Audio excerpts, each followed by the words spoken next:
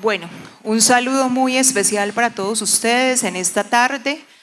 Desde Confenalco Antioquia agradecemos muy especialmente la invitación para participar de esta segunda versión de la Feria del Libro en el municipio de Guatapé.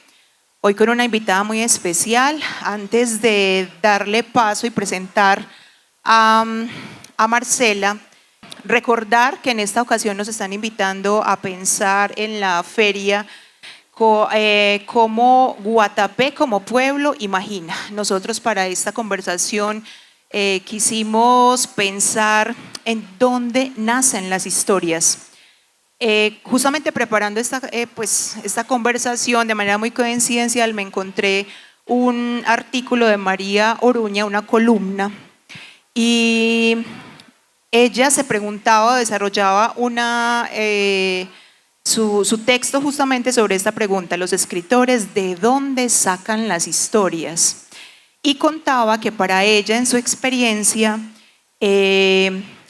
siente que las historias necesitan de mucho tiempo para poderse cocinar, y que de alguna manera lo que pasaba era que ella guarda una semillita en su cabeza, y que esa semillita va desarrollándose poco a poco hasta que surge esa historia. Estaba conversando con un amigo y ese amigo le pregunta: bueno, ¿y qué pasa si a nosotros como escritores se nos acaban las ideas?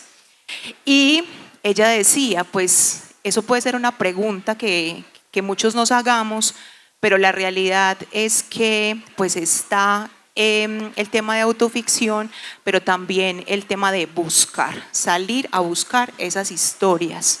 Entonces, esto justamente para contarles que vamos a hablar el día de hoy con Marcela de todo su universo creativo, y ella nos va a estar contando entonces de dónde es que ha sacado toda esta inspiración, por así decirlo, para poder contarnos sus obras. Marcela es entonces autora local, nacida en el municipio de Yolombó. Es, creo que, una de las escritoras jóvenes locales más conocidas también, con un extenso número de publicaciones, tanto de ficción como no ficción. Hay algo muy interesante con Marcela, y es que ella se ha preocupado por investigar cómo es esa relación de las infancias con la violencia, pero también de las mujeres, es decir, darle voz a las mujeres, a esas mujeres sanadoras que han estado vinculadas con la medicina y que de pronto no han sido muy escuchadas. Marcela, te invito entonces a que tú misma nos cuentes un poco quién eres, y aprovechando ese tema de la imaginación, ¿qué soñabas cuando eras pequeña? ¿Imaginaste alguna vez que ibas a ser escritora? ¿O qué? ¿Qué pasaba en esa infancia y cómo te veías? Paula, hola, gracias a todos por estar acá en esta segunda versión de la Feria del Libro de Guatapé. Creo que es un evento muy importante en los distintos municipios, y eso me parece maravilloso, que nos estemos reuniendo alrededor de los libros y las palabras en este momento. Pues a ver, yo nací, como dijiste, en Yolombó, pero precisamente en un corregimiento, o sea, no en una cabecera, sino por allá metida en una montaña, un lugar muy rural, donde pues no me crié con tecnología, no había teléfono, no había televisor, o si habían algunos en casitas contadas. Y soy hija de un profesor de historia y filosofía que ya no está en este plano, pero creo que soy docente y soy escritora por toda la compañía que tuve con mi papá, porque en este pueblito la palabra era más oral que escrita. O sea, había biblioteca, pero una biblioteca muy limitada y muy pobre en la escuela. Había una más grande en mi casa, porque mi papá siempre leyó mucho sobre filosofía, historia, literatura, habían libros de poesía. Desde muy pequeña, sí, no sé, leí Frank Kafka, bueno, pues me quedaría aquí mencionando algunos autores que para una niña de 12 años es como raro. Una mamá que contaba historias. Mi mamá tiene 15 hermanos, o sea, mi abuela tuvo 16 hijos, entonces siempre había una historia. Que al tío Albeiro se le apareció el diablo por no querer hacer el rosario a las 6 de la tarde, que a la tía Noemi se le apareció un diablo, un gato echando humo por la boca en un árbol, por desobediente, por no entrarse temprano, y así siempre había historias Y como en este pueblito en las noches generalmente no había luz eléctrica, era la ocasión perfecta para encontrarnos alrededor de historias de brujas, duendes y aparecidos. Es un pueblo minero y en esos pueblos siempre, no sé aquí, pero al menos en el nordeste de Antioquia siempre hay historias de aparecidos, de duendes. Los mineros siempre dicen que ellos le ayudan con a decir dónde está la veta de oro o si se va a derrumbar la mina. Entonces, digamos que crecí mucho desde ese lugar de las palabras. ¿Qué más decir? Pues ya ahora vivo en Medellín, soy profesora en la Facultad de Medicina, tengo muchas matas, me encantan las plantas, yo creo que herencia de haberme criado en un lugar rural. Tengo un gato negro, viejo y mueco, que se llama Negro Alberto, que es el que me dicta las historias, dicen por ahí, y creo que ahí ya iremos conversando más de mí, ya se van a ir dando cuenta porque mucho de Marcela están precisamente en estos libros. Marcela, me contabas algo especial en esa conversación previa y es que, a ver, ¿qué sucede? De pronto voy a hacer una referencia personal breve y es que cuando yo era pequeña pensaba que iba a ser secretaria, pero porque mi hermana era secretaria, pues ella trabaja, me llevaba a su oficina y ahí tengo fotografías donde estoy con el teléfono y la máquina de escribir y demás. Pero tú me contabas algo muy especial porque eso que soñabas tiene que ver con lo que estás haciendo ahora y que, pues, está vinculado como a la facultad de medicina también, ¿cierto? Porque no aunque acabas de decirlo, muy cercana a la palabra, por tu papá, por todas esas historias, por la lectura que disfrutabas, no pensaste ser escritora, sino que era otro como el camino que soñaba, ¿cierto? Sí, esa era la segunda parte de tu pregunta y es que, no sé, yo creo que tan pequeñita no pensaba mucho en qué quería. Sin duda sí quería salir del pueblo, es decir, yo sí no me veía casada con un minero, con un cortador de caña. No, yo siempre soñaba con irme a Medellín o a hacer universidad, porque mi papá siempre nos dijo a mi hermana y a mí como exploren otras cosas. O sea, las niñas de aquí de la vereda se quedan siendo mamás muy jóvenes, amas de casa, que no está mal, pero digamos que ellos decían como piénsate como niña y mujer otra cosa. Entonces mi hermana y yo siempre creímos en el poder como de la educación, porque crecimos también pues como en un ambiente de libros, de un papá educador. Y cuando ya estando en Yolombó terminando el colegio nos presentamos pues a la universidad. Yo me presenté como 2 veces justamente a la Facultad de Medicina, no pasé, luego me presenté a odontología y finalmente me presenté a bibliotecología porque el mundo de los libros siempre me gustaba y no lo vi. O sea, cuando yo vi en el listado de carreras de la Universidad de Antioquia bibliotecología, yo dije, ¿biblio qué? Eso debe ser muy chévere. Me saco un buen promedio y luego me paso. Y resulta que empecé a estudiar medicina en bibliotecología. Yo decía, así me digan que hay un puesto en medicina, yo no me voy. Porque ya me enamoré de la promoción de la lectura, de viajar, de ir a bibliotecas en todo el departamento, trabajar con docentes, con bibliotecarios. Entonces yo siempre decía, no, si me dan un puesto en medicina con el nombre remarcado en la silla, no me voy. Y digamos que estuve muchos años trabajando en promoción de lectura en el departamento y en el país, coordinando distintos proyectos y después terminé en la facultad. Ya llevo 10 años en la Facultad de Medicina, soy docente de tiempo completo y ahora miro y dije, qué rico, o sea, ya me gusta, ya agradezco al universo no haber pasado una carrera que me parece vertiginosa, que hay unas cosas ahí que me parece que yo no estaría dispuesta como a vivir. Y que ahora trabajo ahí, pero desde otro lugar, como es la escritura, la literatura, y que adoro. Pero yo no sé, como chiquita nunca pensé en ser escritora, aunque sí le escribía cartas a mis amigas por encargo para sus novios, pues, o al chico que le gustaba de la escuela, o le escribía un diario a mi novio, que nos veíamos solo los fines de semana, porque yo me tuve que ir a terminar 10º y 11, ya así en la cabecera, porque en el corregimiento solo había hasta 9º. Pues digamos que el ejercicio de la escritura siempre estuvo, pero nunca pensé de niña o adolescente como yo voy a hacer escritura alguna vez. Marcela, conversábamos también previamente sobre ese tema de cómo la imaginación nutra la literatura. Conversábamos que estamos asistiendo a un momento justamente donde la inteligencia artificial está brillando, por así decirlo. Muchas personas asisten o usan la inteligencia artificial tratando de, no sé si de sustituir su creatividad justamente. Entonces, Marcela, que nos puedas contar un poco justamente eso. ¿Por qué es importante que la imaginación siga estando ahí en todo lo que tiene que ver con la literatura y con la vida en general?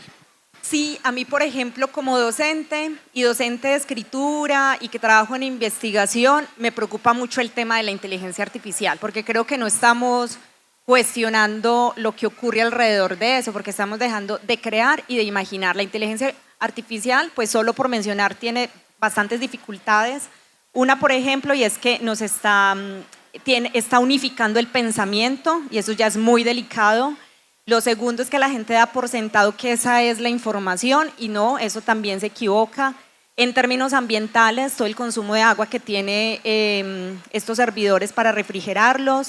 Otro asunto es el tema de género, está alimentada con conocimiento masculino y no femenino, eso también ya está, pues se ha descubierto. Y me preocupa es el tema de la cognición o la generación de conocimiento. O sea, se lo estamos delegando la creación, cuando se supone que lo que nos diferencia con otros seres vivos o con otros animales es precisamente la capacidad de crear. Y la inteligencia artificial no lo permite. Entonces, el delegar a que nos haga no sé, una pintura, un texto u otras tareas que deberían ayudarnos precisamente, pues que deberíamos hacer nosotros, a mí me parece muy preocupante. Y no imaginar y no crear hace que no sea una sociedad que pueda buscar soluciones. Es decir, quien es creativo y quien es imaginativo puede encontrar soluciones a sus problemas. Quien no lo es, seguramente se va a encontrar muchas dificultades. Y eso está pasando yo no digo que solo con los jóvenes, o sea, yo veo a mucha gente, compañeros docentes, en general, la gente está usando la inteligencia artificial sin sopesar lo que pasa ahí. Y está claro que, por ejemplo, leer y escribir son las actividades que activan casi todas las zonas del cerebro. Por eso nos da pereza y por eso nos da sueño, porque es ahí cuando se revoluciona todo en términos neuronales. Ay, es que a mí leer me da sueño, escribir me da cansancio. Sí, pero si usted fuera más juicioso y consciente de ese ejercicio, no sabe el nivel de cognición que se está elevando, o sea, cómo todo el sistema neuronal o toda esa plasticidad se mejora con prácticas como la lectura y la escritura. Entonces, si quisiéramos tener una sociedad más crítica, más analítica, deberíamos escribir y leer, también pintar, también hacer otras actividades que le estamos delegando es a una máquina. Y me preocupa, en otro tiempo, por ejemplo, si ocurriera otra pandemia, ¿quién se va a encargar de solucionar cuando de pronto incluso colapse todo el tema tecnológico?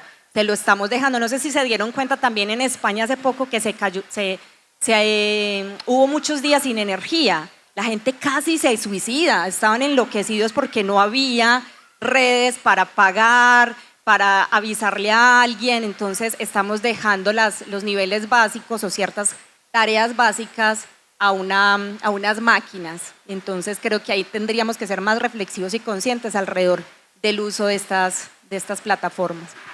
Claro, apenas está empezando el tema y posiblemente posteriormente eso derive en unos debates mucho más profundos o incluso en políticas para empezar a mediar el uso de la inteligencia artificial. Marcela, adentrándonos entonces en tu obra, tienes, decíamos ahora, tanto obras de ficción como no ficción, de literatura infantil y juvenil y otras que tienen que ver, como decíamos, como en el tema de las mujeres. Comencemos entonces por Mira lo que trajo el mar, que en mi caso fue el primer libro que leí. Es una beca de creación del año 2012 y es muy bello porque funciona como cuentos independientes, pero si lo lees de corrido, pues nos están contando la historia de unos niños maravillosos en relación con el mar. Yo le decía a Marcela que pues esa primera historia que leí, ahorita ya nos cuenta, hay algo muy particular sobre un personaje que quiere peluquear un pollo, por ejemplo, En la historia, en el cuento puntualmente, o decía parte de Mira lo que trajo el mar, me conmovió muchísimo esa historia del niño que quiere que lo que le traiga el mar sean noticias de su papá. Entonces, bueno, son unas historias muy especiales de Trivi. Cuéntanos un poquito de esta historia y de cómo surge. Mira lo que trajo el mar es mi primer libro. Se gana una beca de creación en el 2012, se publica en el 2013 en esta primera versión artesanal que la hizo Frailejón, una editorial de Medellín. Luego o ahora, actualmente la pueden conseguir en esta versión con Panamericana. Y es un libro que a mí, digamos que me evocó fue, yo conocí el mar muy grande. Tuve que ir a Cartagena, no sé, mi papá ya había muerto y él murió sin conocer el mar. Entonces tuve que ir a Cartagena a entregar unas dotaciones de bibliotecas y hacer unas capacitaciones a colegios. Yo recuerdo que llegué en la noche y no pude ver el mar. Lo escuché, lo olí y vi pues una inmensidad negra. Yo dije, no, al otro día madrugo, antes de irme a los colegios, a verlo. Y recuerdo que yo me paré, claro, lo había visto en televisión, en libros, pero nunca personalmente, y yo me enamoré de ese ser. Entonces, cada que puedo, pues voy al mar, no sé nadar, me meto solo hasta un ladito, pero a mí el mundo de los pueblos costeros, o pues como esas historias que aparecen ahí, me llaman mucho la atención. Porque uno va y no pasa nada, uno estar unos días sin luz eléctrica, sin agua potable, el calor, los mosquitos, uno dice, ay, yo ya vuelvo a mi comodidad y a mi casa, pero esa es la realidad de esa gente todo el tiempo. Entonces, estando en Ladrilleros, en unas vacaciones, conocí a varios personajes que me llamaron mucho la atención porque llevo muchos años estudiando el lugar de la infancia. Pues, digamos que desde la carrera me ha preocupado mucho el tema de los niños y las niñas. Y ahorita pues que estoy en la Facultad de Medicina, igual trabajo muy de cerca con pediatría, todo el tema de infancia y adolescencia, entonces sigo indagando mucho. Entonces me encontraba niños, por ejemplo un niño que es precisamente Trivi, que odiaba a los turistas porque uno de ellos le ofreció trabajo a su papá y el papá se fue, pero él decía, sí, el papá manda plata, pero no está aquí. O por ejemplo, me preocupaba mucho el tema de los niños abandonados. Viajando encontraba bastantes, no sé, en Barbosa, un niño que entonces le gritan algo y él sale a corretear con un palo, o en otra parte una niña arrullando con la mirada ida una muñeca, o como que el tema del abandono. Entonces aparece un personaje que es Miguel en la novela. Tuve un tiempo que trabajaba con sordos y ciegos en Bello, justamente con un club de lectura de Confenalco, y recuerdo que una vez haciendo un taller de sueños y pesadillas, uno de los asistentes me decía, mi sueño es morirme, porque yo sé que en mi casa desde que nací nunca me han querido, porque nací así. Entonces aparece una niña con una discapacidad, una niña en silla de ruedas. Entonces empecé como a juntar las distintas versiones de historias que encontraba de niños abandonados, rechazados, y los junté en un universo que es un pueblo imaginario que se llama Mirad, en esta novela, bueno, no es una novela, es un libro de cuentos, pero como vos decías, si se lee completo es como una pequeña novela, porque todas las historias están en este pueblito. Entonces era como lo que quería hacer en este ejercicio, buscar niños con distintas historias de vulnerabilidad que veía trabajando pues en regionalización de la UDA, luego me conozco el mar, pienso en el mar, lo que viven los niños en estas zonas y decido que el libro aparezca pues como ahí con todos estos pequeños personajes. De ahí nace este libro. Como decía Marcela, es una publicación muy bella, es una publicación artesanal. En la parte de atrás tiene como una pequeña semblanza y aparte de contarnos pues digamos ese recorrido profesional de Marcela, dice que ella de pequeña tenía un amigo imaginario, pero que a medida que fue creciendo, sus amigos imaginarios son sus personajes, los personajes de sus historias. Y quiero conectar esto con la publicación que sigue, Se resfriaron los sapos, del 2016, ¿cierto? No sé si también es beca de creación, enseguida nos cuentas Esa fue una obra con la que tuve una relación muy especial porque desde la promoción de lectura fue primero pasar esa, digamos, esa experiencia como por todos los sentidos, por la sensibilidad. En Se respiraron los sapos nos van a contar la historia de Otoniel y de Abril. Está enmarcada en Yolombó y nos habla un poco también de la pérdida en esa infancia y el tema de la minería, que ahorita nos cuentas un poquito más. Pero lo que les quería precisar es que tuve la oportunidad de leerla con un club de lectura infantil, justamente de Confenalco. Entonces, digamos que se potencia más esa posibilidad de disfrutar de esta obra cuando también tienes la percepción de los niños, cuando ella empieza, pues se sienten identificados con este personaje porque cuentan que a ellos también tuvieron una pérdida, o cuando empezamos a conocer a Yolombó porque muchos no sabían, entonces nos fuimos a mirar, bueno, ¿y dónde queda Yolombó? O conocer otros asuntos de la minería que de pronto pues en el municipio de Río Negro, porque era donde estaba este club de lectura puntualmente, pues era un contexto ajeno para esos pequeños, pero entonces fue la posibilidad maravillosa, como te digo, de disfrutar de una manera mucho más intensa de esta historia. Cuéntanos, Marcela, entonces de Se resfriaron los sapos. ¿Y cómo es eso de que los sapos se resfrían, cierto? Se respiraron los sapos. Es esta que se gana el premio Barco de Vapor, no es beca, ya es premio nacional de novela. Digamos que ya esta es en Medellín, entonces participaba con gente de Medellín, la de allá era con gente de todo Colombia. Uno lo que hacía es mandar el manuscrito a Bogotá y allá elegían a 10 finalistas, y de esos 10 pues elegían el ganador.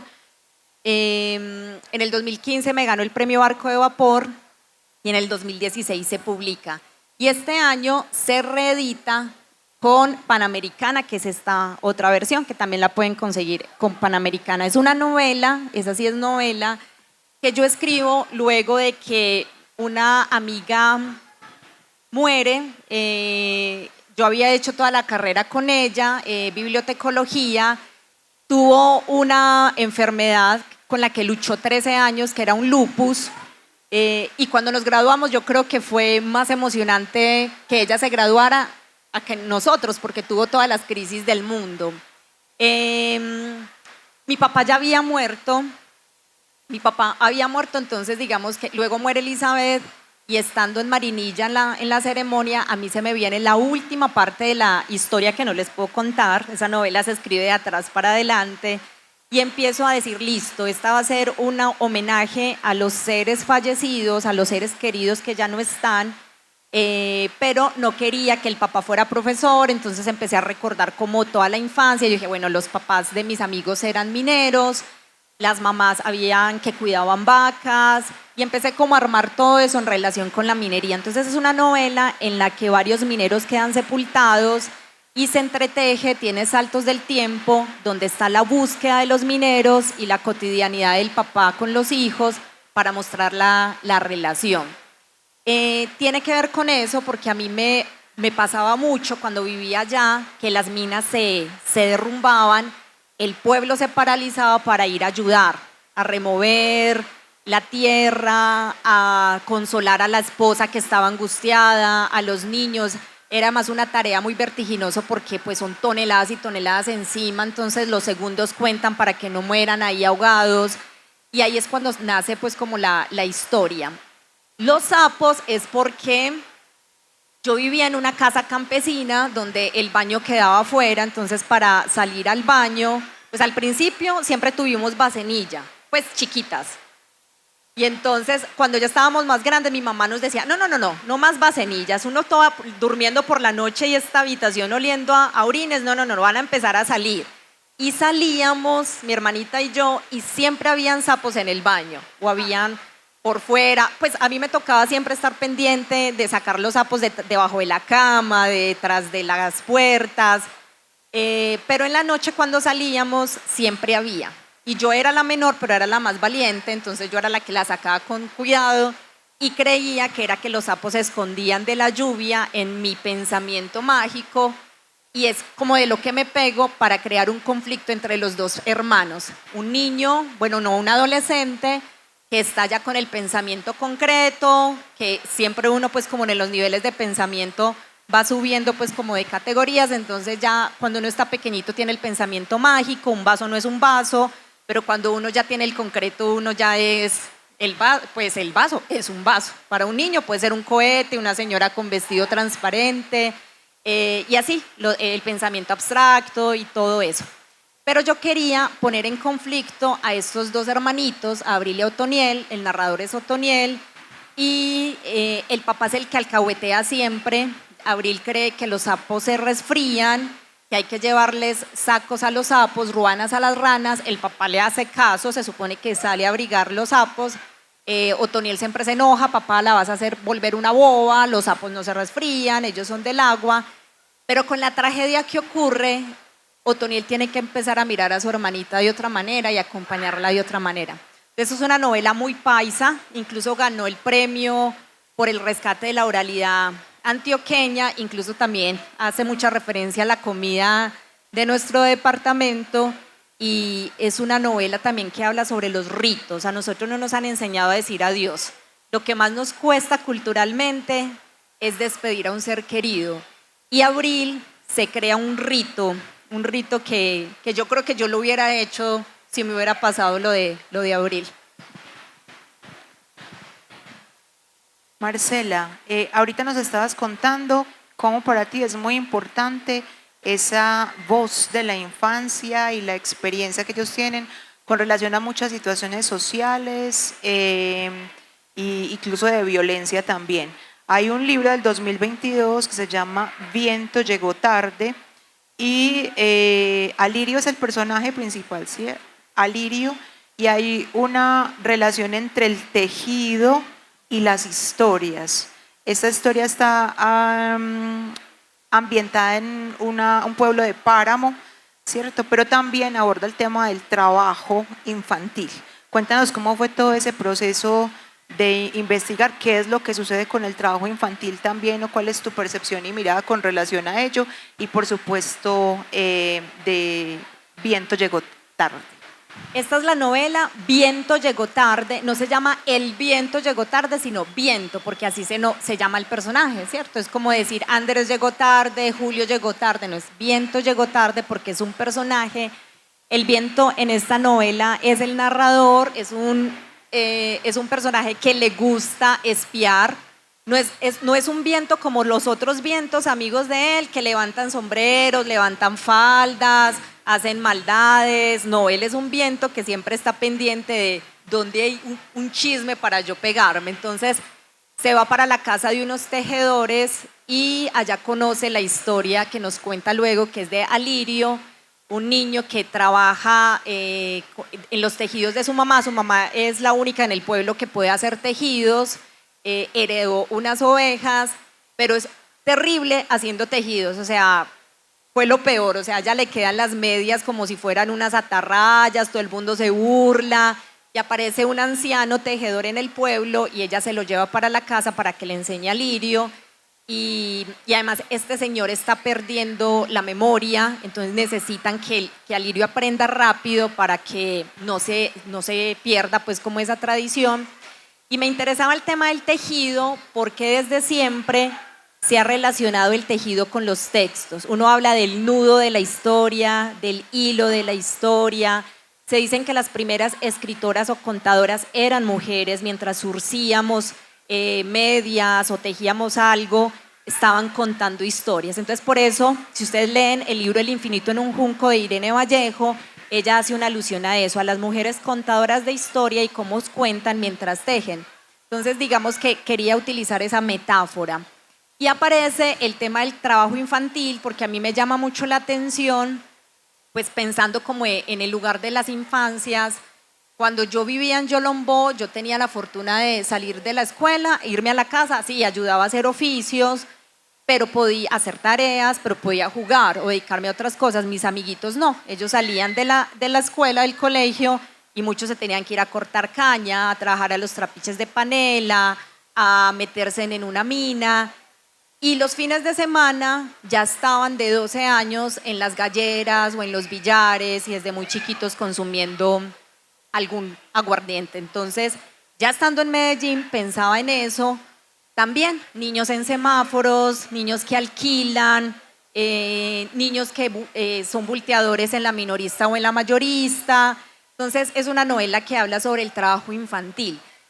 Y una vez que fui a un colegio donde lo leyeron, me pareció muy bonito que un niño me dijo, es que yo no trabajo, pero yo salgo del colegio y mi mamá me tiene metida en inglés, en robótica, tampoco me deja ser niño. Y yo decía, también tiene razón, pues como que no les estamos dejando el espacio para jugar, para entretenerse, no los dejamos ni siquiera aburrirse, o sea, les entregamos un celular, que eso es malísimo, desde bebés, desde chiquitos, y porque no permito que llore, no permito que esté aburrido, y precisamente hay que permitirles que se aburren, hablando de la imaginación y la creación y la creatividad, porque cuando uno está en silencio te permite crear. Entonces, más fácil entregarles crayolas, entregarles, no sé, rompecabezas, un palito con una hojita con lo que jugaba uno, y creo que es una novela que surge de esa preocupación de los niños y niñas que no dejamos que vivan su infancia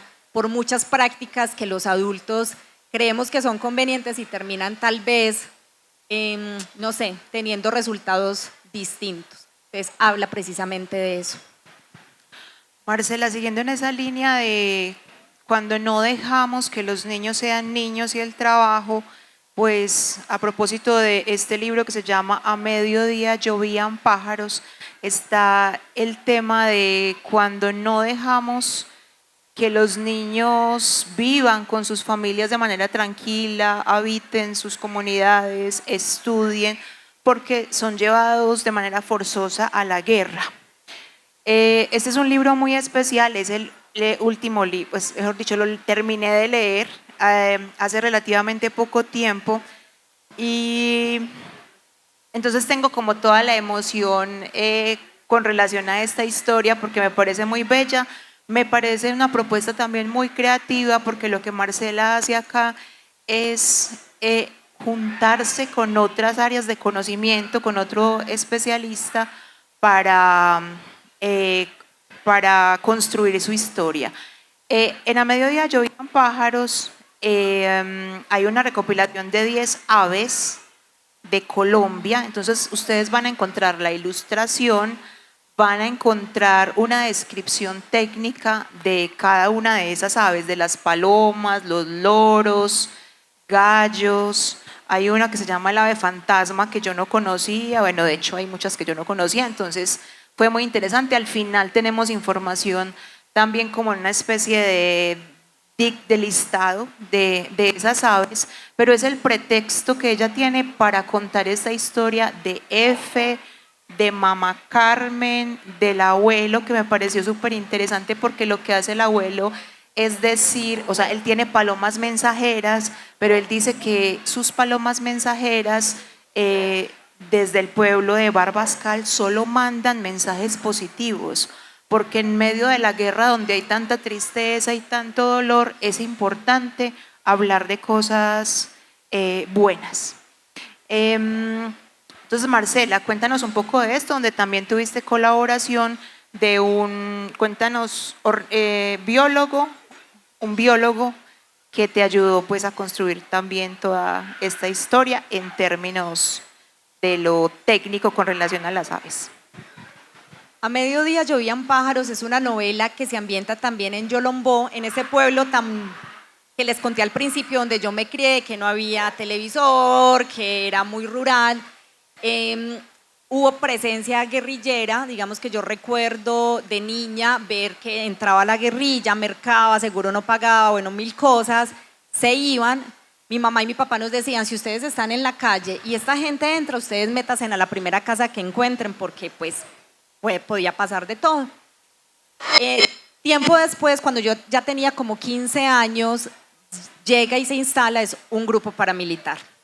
Y a ellos les dan la orden de que nos maten a todos por ser un pueblo guerrillero.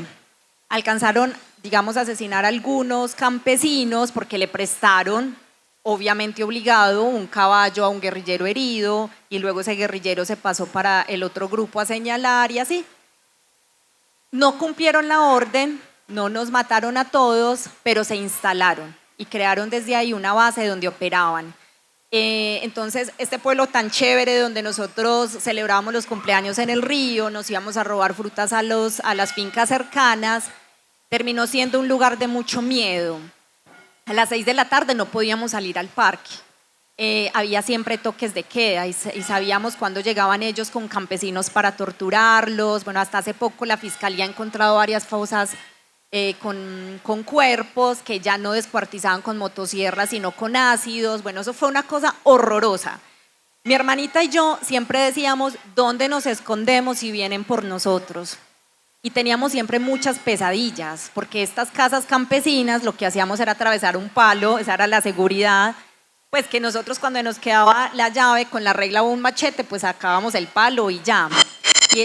Y ella y yo siempre decíamos, bueno, si vienen nos escondemos en el gallinero, en el tanque de agua lluvia, era una zozobra, hasta que mi papá, cuando yo ya terminé el colegio de 16, nos dijo, se van, cuando hicieron una masacre terrible y mataron un montón de campesinos y a muchos los hicieron pasar pues por soldados del grupo contrario. Ya, pues yo ya había hecho varias publicaciones y yo decía, yo no quiero escribir sobre el conflicto, no, qué horror, porque además tenía con mucha frecuencia como sueños que me disparaban.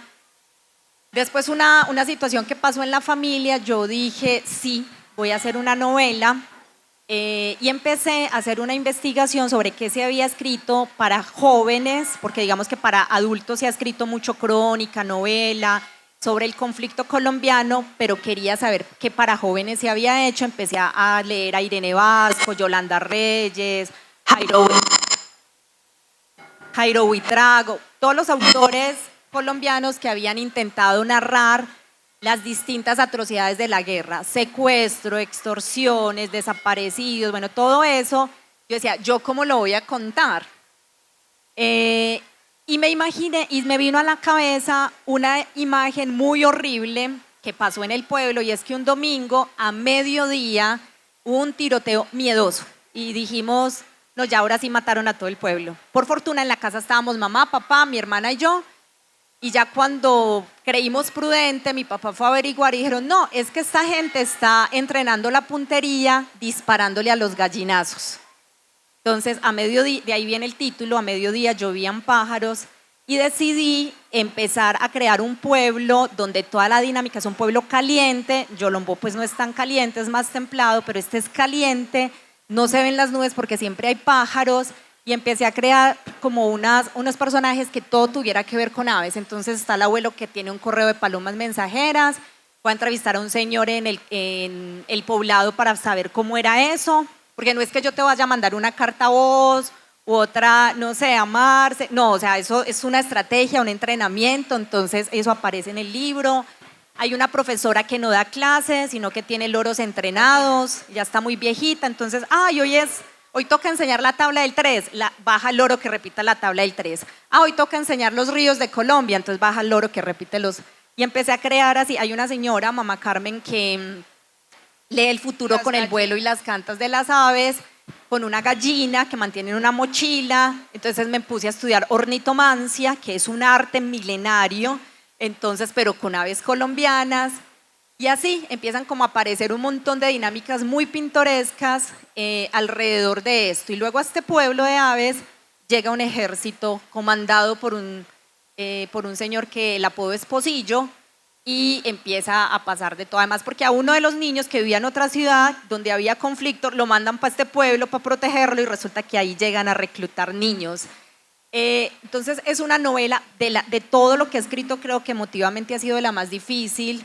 La lloré mucho, la paré, sufrí, porque era como recordar todas esas miedos y traumas. Es un homenaje a los amigos desaparecidos y reclutados y asesinados por los distintos ejércitos, y es un homenaje también a la naturaleza como víctima del conflicto. Entonces, al final hay un listado de todas las aves que aparecen, digamos que cada capítulo se encabeza con uno, pero al final aparecen las que están ahí. con los nombres pues desde colombianos. Aparece este biólogo justamente a aterrizar que las historias, las aves si fueran colombianas, que si fueran de un clima caliente como yo lo proponía en la novela, y fue un trabajo maravilloso porque hubo cosas que pues, había cosas que yo ponía que no. Por ejemplo, ponía que mamá Carmen le decía a alguien algo malo porque vio un cuervo. Él me decía, pero los cuervos aquí no existen, en Colombia no hay cuervos. Y yo, ay, güey, pucha, cambien toda la novela que ya estaba escrito, si había cuervos, quite cuervos. O por ejemplo, yo ponía que la gente de tanto ruido se ponía cera de abejas en los oídos por unos pájaros que se llaman pájaros indicadores. Él me decía, eso no existe aquí, existe en África. Bueno, cambie todo eso. Ahorita yo qué pongo, entonces hablando y veíamos videos, hice avistamiento de aves, puse nidos de colibrí. En este continente existen los colibríes, en otros no. Entonces pusimos niditos de colibrí. Y así, digamos que fue un ejercicio muy interesante con él, precisamente para que la novela no cayera en incoherencias. Hay, por ejemplo, cuando lo lean, el pato zambullidor es el único ave extinta en este momento y la pongo en el momento en que un personaje ya no vuelve. Entonces hay detalles ahí, digamos, muy bien pensados o estratégicamente pensados para construir esta novela sobre la guerra, pero también sobre la esperanza. Yo creo que eso que nos está contando Marcela es justamente el ejemplo de cómo el diálogo de la literatura con otras áreas de conocimiento, como lo decía ahorita, puede ser muy exitoso y con áreas de conocimiento que uno de pronto no imagina que puedan dialogar de manera tan especial. A propósito de ello, Marcela, nos estabas contando ahorita que estás vinculada a la Facultad de Medicina como docente. Sucede que de esa cercanía, Marcela tiene una tesis de grado laureada por proponer un lugar diferente para la reflexión, un lugar donde se pregunta por la presencia y la voz de las mujeres en la medicina. De ahí sale entonces un proyecto que tiene que ver con biblioterapia, que enseguida nos cuentas un poco más, y con sus otras 2 obras que ya son más de periodismo narrativo. Una de ellas es esta que tenemos por acá, que se llama Mensajeras del Ruiseñor, parteras, sanadoras, parteras y yerbateras, y que recopila historias de diferentes mujeres de Yolombo o del Nordeste. Enseguida nos cuentas, pero vinculadas con ese asunto de sanar. Hay una historia, por ejemplo, de una mujer que nos cuentan cómo ella misma se atendió el parto. Nos dan recetas de cómo esas hierbas se pueden utilizar para sanar las lombrices, cómo aportan también en esa, reitero, atención de dar a luz, de una mujer que sacó adelante, siendo médica general, sacó adelante la casa de partos en ese momento contra viento y marea, porque todo el mundo le decía que estaba loca por eso que estaba proponiendo y que creo que va por la línea del parto humanizado que llaman ahorita. Pero también hay otra obra que creo que incluso fue anterior a esta, que es este legado de alas, y es recopilar la historia de mujeres en la medicina, ¿cierto? Cuéntanos un poquito, porque hay un asunto muy interesante de cómo es volver a traer a escena, darle lugar, darle voz a estas mujeres, reitero, que se han dedicado a cuidar, a sanar, tanto desde lo empírico como desde lo académico. Yo había hecho un máster en literatura infantil y juvenil en España. Es más, cuando me gané la beca con Mira lo que trajo el mar. Y cuando ya estaba, digamos, en la Facultad de Medicina, nunca pude convalidar este título porque es título propio. Yo decía, claro, es que yo me fui a hacerlo por fuera porque en Colombia no existía, pues que es una cosa que uno se pregunta con el Ministerio de Educación, y jamás pude convalidar la maestría en literatura infantil y juvenil y promoción de lectura. Entonces en la Universidad de Antioquia me empezaron a decir, yo ya estaba en medicina, en la Facultad de Medicina, y me decían, profesora, necesitamos un posgrado. Yo, bueno, me tocó hacer otro, nada que hacer. y mi jefe me convenció de hacer una maestría en educación en salud. Yo me postulé con un proyecto de biblioterapia, que era un proyecto que traía hacía mucho tiempo de España y era con los temas difíciles en la literatura y de cómo manejar ciertos temas para acompañar a enfermedades del cuerpo y del alma. Entonces me presenté con ese proyecto y pasé con 12 médicos. Yo era la única que no era médica, pero pues a ellos les había llamado mucho la atención como el proyecto que quería postular. Pero estando en el primer semestre de Historia de la Medicina, me di cuenta de que las mujeres no estábamos en los libros de historia. Yo dije, no, pues ahí sí se me salió como un poco lo feminista y dije, pero como es imposible. Las mujeres siempre hemos estado cuidando al otro mientras los hombres están trabajando, mientras están cultivando, pues es imposible que nadie haya registrado eso. Y como bibliotecóloga, pues empecé con las mañas a buscar en las bases de datos de las universidades de Colombia, a hacer como lo que se conoce en investigación como el estado del arte, para ver qué había las mujeres y la sanación, y no encontré. Y yo dije, listo, voy a cambiar el proyecto. Lo de biblioterapia igual lo sigo haciendo en la facultad, ya estamos sistematizando los proyectos que hacemos pues en el hospital con los pacientes y con los estudiantes de la facultad, pero yo dije, esta es la oportunidad era una maestría en educación médica, entonces decía, puedo mostrar el fenómeno de la educación, pero desde las mujeres. Y me encontré cosas muy particulares. Por ejemplo, que las mujeres, desde el discurso médico, no podíamos ser sanadas, ni ser sanadoras ni sanadas por ser mujeres y por tener útero. Si ustedes buscan el Tratado Natural de Plinio el Viejo, que está en internet, se van a dar cuenta que él dice que las mujeres éramos dañinas en los estados de menstruación, lactancia y menopausia, es decir, siempre. Entonces, que no le podíamos cortar el pelo de nadie si tiene el periodo, de pronto aquí lo han escuchado, ¿sí o no? Que no puede podar uno la matica, que no puede cargar uno el bebé porque le da pujo. En el Tratado Natural dice que uno atrae serpientes, que uno provoca abortos a un animal que esté preñada, que si uno cambia de lugar, por ejemplo, la guitarra del esposo porque la dejó donde no era, la va a desafinar para el resto de la vida. Así está en el libro. Que si uno coge el hacha del marido y la pone en otro lugar, le quita el filo para siempre. Que si uno le da el sobrado al niño, ay, vea, me quedó un poquito de huevo con arepa, y le da, que va a tener hambre por mucho que coma. O sea, unas cosas que uno decía, ¿qué es esto? Y uno revisa las historias, lo que decía Hipócrates, todos los médicos que son los maestros de la medicina, la mujer siempre era perjudicial.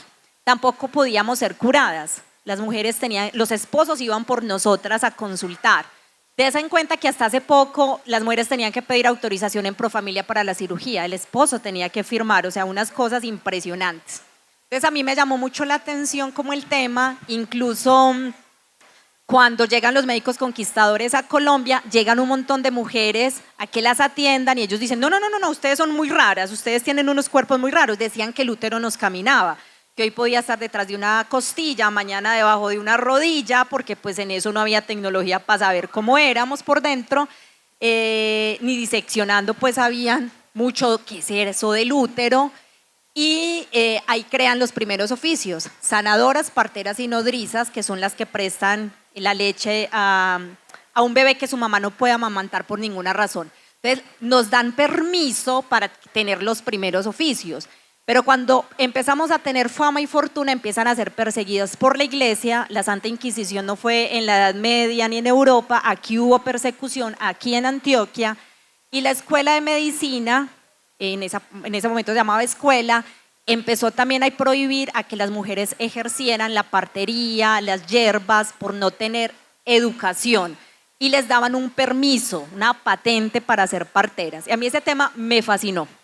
De ahí nace este libro, que son crónicas de sanadoras, parteras y yerbateras, son 5 historias, hay de Yolombó, de otra que está en Medellín, una en San Vicente, una de Vegachí, y son mujeres, solo una está muerta, que se han dedicado a ayudar a otras a parir. Entonces, por ejemplo, la primera historia de Carmen, de Marta Correa, ella se atiende sus partos, sola en casa a veces, ella corta sola el cordón umbilical, ella abre sola el hueco y entierra la placenta.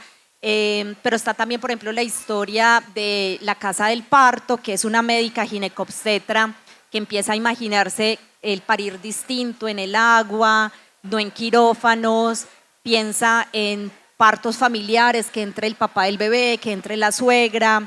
Hay otra que se llama Olga, que está instalada en San Vicente Ferrer, que tiene que ver mucho con el conflicto armado, la secuestran, ella aprende a ser partera en Begachí. No, es un libro donde aparecen como las 5 historias. Y el de este legado de alas son 4 historias ya de 4 primeras médicas de la Universidad de Antioquia, cuando en la universidad solo dejaban estudiar a 5 mujeres entre 100. Llegaba una sexta de malas, o sea, la norma de la UDA eran 5 mujeres entre 100 y son la historia de la primera pediatra y nefróloga infantil, la única decana que hemos tenido en toda la historia de la facultad, de una de las primeras psiquiatras, la primera otorrino de América, de Colombia y Latinoamérica, y una pediatra. Y ahí se muestra todas las luchas que tuvieron que tener para abrirse en un camino en el mundo académico, cuando no se permitía, por los discursos que ya les conté, que una mujer pisara un aula. Entonces, sí, aquí no está, ese está publicado por la editorial CES, son como las dos caras de una misma investigación, las mujeres empíricas en el campo y las mujeres en la academia. Marcela, creo que es importante también dar lugar al público para ver si hay preguntas en este momento. Quedan unos minuticos, aprovechen, preguntas, comentarios. Hay otra pregunta aquí, pero aprovechen a Marcela en este momento.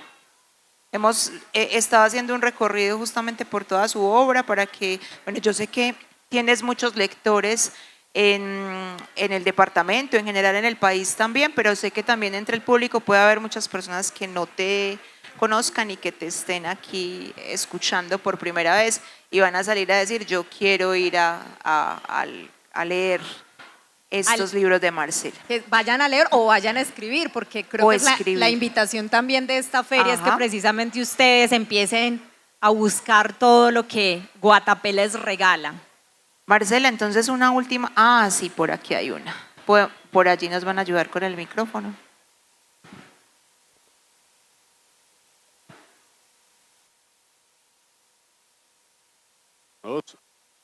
Marcela, buenas tardes. Ahí ya cogió.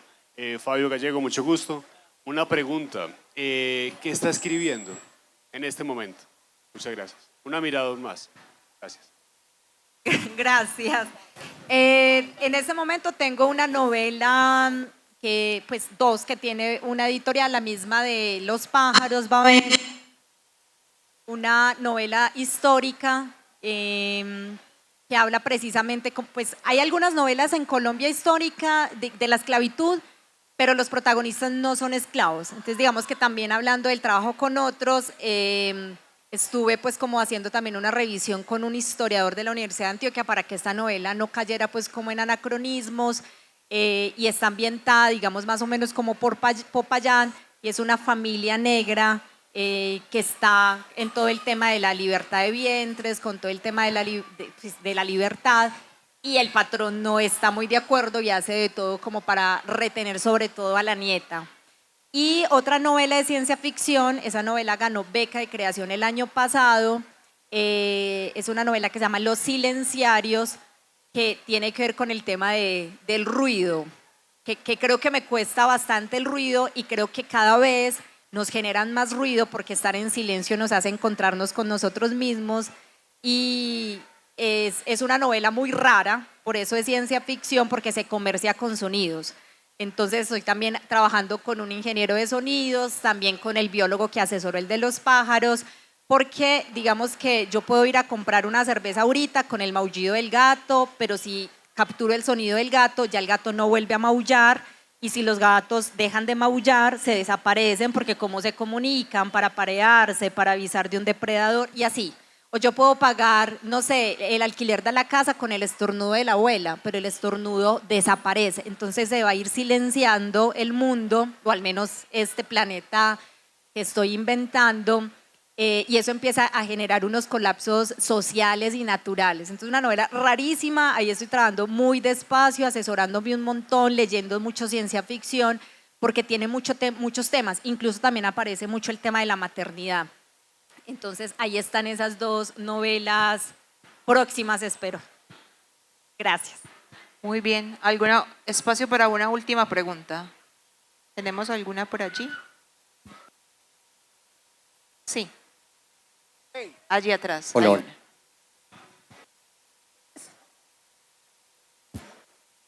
Hola, hola. Ah, Sí, sí, te No quiere, escuchamos. no quiere con usted. Ave María. ¿Qué de cierto hay que la placenta hay que enterrarla?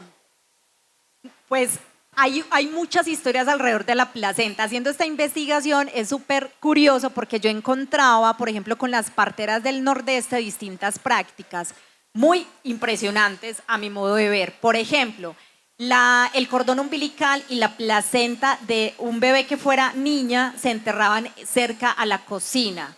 Se rociaba con miel para que fuera querendona, muy dulce, pero también hacendosa en los oficios. A la de los hombres las rociaban con aguardiente y a veces con oro en polvo y las enterraban en el campo para que fueran buenos labradores y fueran machitos y tomaran guaro. O sea, uno encuentra, depende de las culturas, un montón de estrategias. Pero también, por ejemplo, me encontraba unos que sembraban árboles. En la casa del... yo creo que eso no quedó en ese libro, pero una de las protagonistas de la historia de la Casa del Parto, ella enterró, digamos, sembró varios árboles con las placentas y los cordones de sus hijos.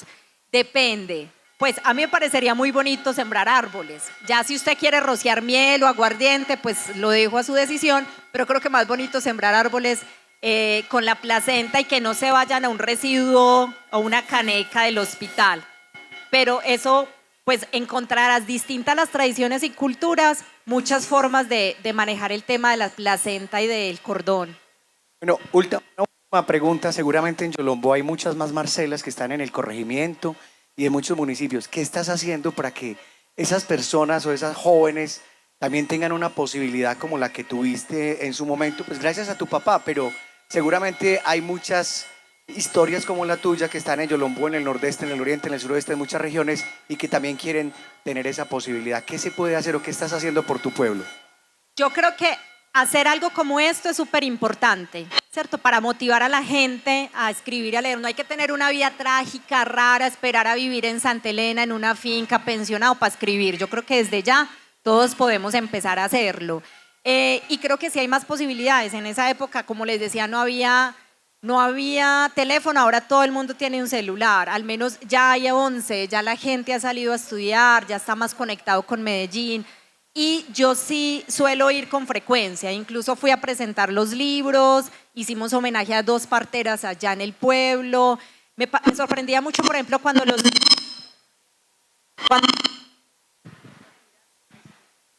me sorprendía cuando los niños me preguntaban y yo hablaba del libro de los pájaros, me decían, ¿y esto pasó aquí? Y aquí amarraban gente, y aquí tal cosa. Y creo que la literatura permite dejar constancia, dejar memoria, así se ficcione. Y creo que eso es un llamado para todos nosotros. Narrar el patrimonio, narrar el territorio, narrar estas historias, nos convoca a cada uno de nosotros. Entonces, creo que eso es importante también, ir a estos lugares, hacer ferias, hacer encuentros, hacer charlas, y yo acostumbro pues ir, no sé, 2 veces, máximo 3 al año al pueblo. Bueno, yo creo que ya vamos llegando al final. Espero que haya quedado en todos un gusto, que hayan quedado antojados, porque el tiempo pasa muy rápido. Aquí vemos un paso muy general por tus obras, pero de seguro que muchos van a ir a buscarlas. Marcela tiene unos ejemplares de algunos de sus libros, también por si ahorita quieren acercarse y preguntarle por alguno en especial. Agradecer desde Confenalco Antioquia muy especialmente a todos los organizadores por invitarnos y considerarnos aliados para los eventos del libro. Muchas gracias a la segunda feria del libro de Guatapé. Sigue la programación, entonces esperamos que sigan disfrutando de este espacio. Marcela, ha sido un gusto poder conversar contigo. Muchísimas gracias por aceptar la invitación al municipio. Muchas gracias por poner tu talento y toda tu sensibilidad para poder contarnos estas historias que son importantes para ti, que te tocan, pero que también a nosotros nos resultan sumamente cercanas, porque nos hablan, como decías ahorita, de realidades que de una u de otra forma pues nos son cercanas a todos. Entonces, unas palabras que quieras dar para ya terminar, una invitación especial para este público y tus lectores maravillosos, y bueno, agradecerles el espacio. Agradecer por la compañía con este frío y ustedes ahí sentados. Ahora se toman una cerveza o un café, no sé si café hasta ahora, y aprovechen la programación porque esto se hace solo una vez y creo que hay que celebrar que se haga una feria en los municipios. Así que muchas gracias, y a leer y a escribir. Nos quedaron Maravilloso. un par de preguntas pendientes, pero pueden hablar con la, Bueno, autora no sé si ahora. Un aplauso, que se sienta. Muchas gracias. Muchas gracias a Para Marcela, su moderadora, y con Fenalco, muchas gracias. Un pueblo que imagina, Feria del Libro Guatapé, segunda versión, continúa la programación.